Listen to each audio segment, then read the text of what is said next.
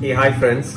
If you can see, we have moved our fish tank from balcony to living room and it looks very bright and neat, right? So the main reason we shifted is because of algae. So today's topic is about algae. Let me show you the fish tank that was dominated by algae. Take a look.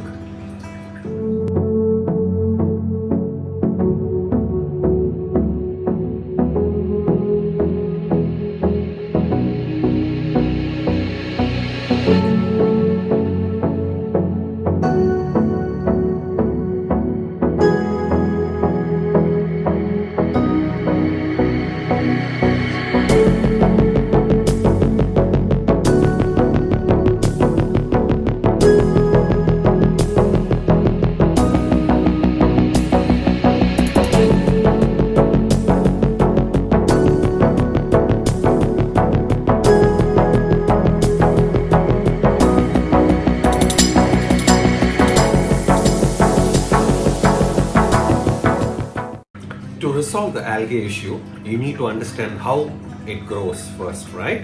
Now, there are three components for an algae to grow.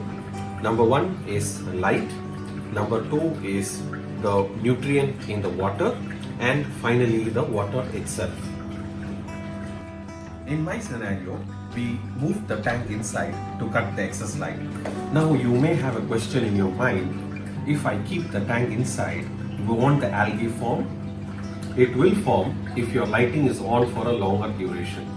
In short, if your fish tank doesn't have plants, try to keep the lighting for very minimal hours. Whenever you are viewing, keep it only to that limited hours.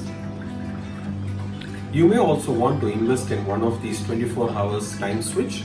This will help you to time your lighting, so you need not worry about forgetting to switch on and switch off. Another probable factor that could lead to algae is the nutrients in your tank.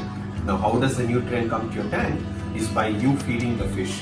So ensure that you feed adequately as much as the fish needs. Probably you could increase your interval of feed. If it is not the first two factors, which is the light and the nutrient inside the tank, then it could be the quality of the water that you get. Now, for how to manage that, you may want to invest in a reverse osmosis system.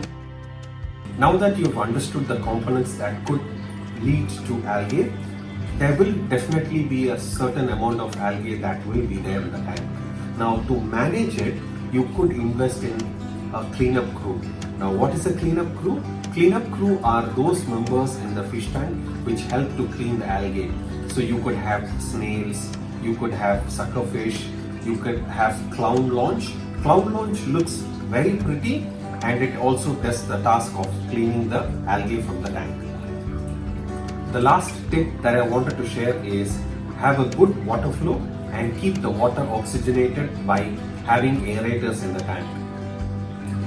If you notice, what I've done is I have kept the flow a little top of the water. This will ensure that the water splashes on the surface and thereby creating a good oxygen in the water. Hope these tips and tricks help you to an extent. So enjoy your hobby.